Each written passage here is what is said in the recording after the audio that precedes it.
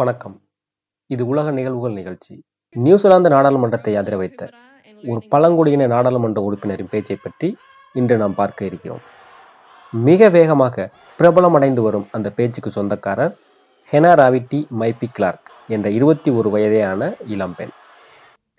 அரசியல் பாரம்பரியம் மிக்க குடும்பத்தில் பிறந்த ஹெனா, நியூசிலாந்தின் முதல் பழங்குடியின அமைச்சரான விருமுக அட்டேனேவின் 4ஆம் தலைமுறை மற்றும் காலனி ஆதிக்கத்தின் அடையாளங்களில் ஒன்றாக இருந்த கேப்டன் ஹாமில்டனின் சிலை அகற்றத்திற்கு போராடிய, அதன் அகற்றத்தில் பெரும்பங்கு வகித்த டைட்டுமா மைபியின் பேத்தி.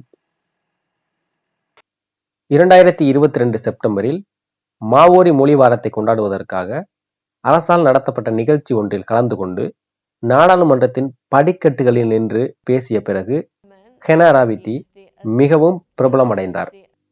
கடந்த ஆண்டு அக்டோபரில் நடைபெற்ற பொதுத் தேர்தலில் பழங்குடி மக்களை பிரதிநிதித்துவப்படுத்தும் மாவோரி கட்சியின் சார்பாக போட்டியிட ஹெனாவுக்கு வாய்ப்பு கிடைத்தது. தேர்தலில் வெற்றி பெற்ற மாவோரி கட்சியைச் சேர்ந்த 6 நாடாளுமன்ற உறுப்பினர்களில் ஹெனாவும் ஒருவர்.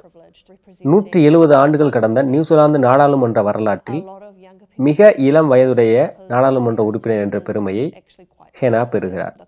2023 டிசம்பரில் தனது முதல் நாடாளுமன்ற உரையை தனது தாய்மொழியான மாவோரி மொழியில் கடுமையான முகபாவங்களையும் வலிமையான உடல் அசைவுகளையும் கொண்ட ஹக்கா நடனத்துடன் துவங்கினார்.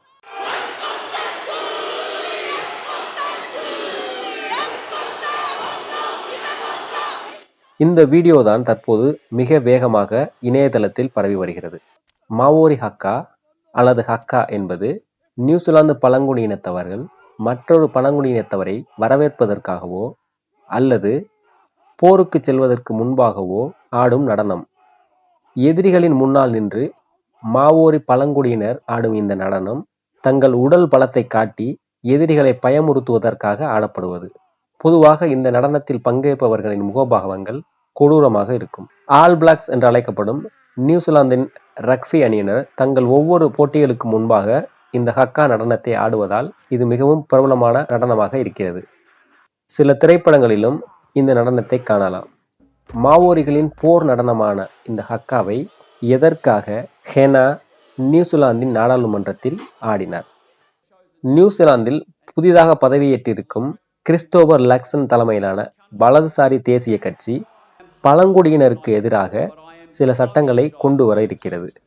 மாவோரி மொழியை பொதுத்துறைகளின் பயன்பாட்டில் இருந்து நீக்குவது அல்லது குறைப்பது, மாவோரி குழந்தைகளின் பாதுகாப்பு சட்டத்தை திரும்ப பெறுவது, மாவோரி மக்களை குடி மற்றும் புகைப்பழக்கத்தில் இருந்து காப்பாற்றும் பொருட்டு உருவாக்கப்பட்ட மாவோரி ஹெல்த் அத்தாரிட்டியை கலைப்பது, பொதுவாக புகைப்பிடிக்கும் தடையை நீக்குவது, இனத்தின் அடிப்படையில் சலுகைகள் வழங்க முடியாது, தேவையின் அடிப்படையில் தான் சலுகைகள் வழங்கப்படும் என்று கூறி மாவோரி மக்களுக்கு வழங்கப்படும் சலுகைகளை நிறுத்துவது அல்லது பொது வாக்கெடுப்பு நடத்துவது போன்றவை மாவோரிகளுக்கு இதுவரை கிடைத்து வந்த சலுகைகளின் மீது பெரும் தாக்கத்தை ஏற்படுத்தக்கூடும்.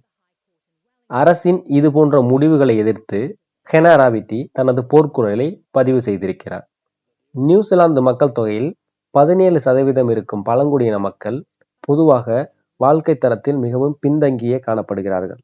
அவர்களுடைய வாழ்க்கை தரத்தை உயர்த்துவதற்காக கொண்டு வரப்பட்ட பல திட்டங்களை இந்த அரசு கைவிட முடிவெடுத்திருக்கிறது.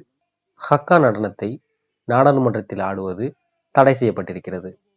கடந்த 2021 மாவோரி கட்சியின் நிறுவனர் ரவிரி வைத்திட்டி நாடாளுமன்றத்தில் ஹக்கா நடனத்தை ஆடியதற்காக வெளியேற்றப்பட்டார். ஆனால் இந்த முறை அப்படி எதுவும் நடக்கவில்லை. ஹெனா ராவிட்டி அனைவராலும் பாராட்டப்பட்டார்.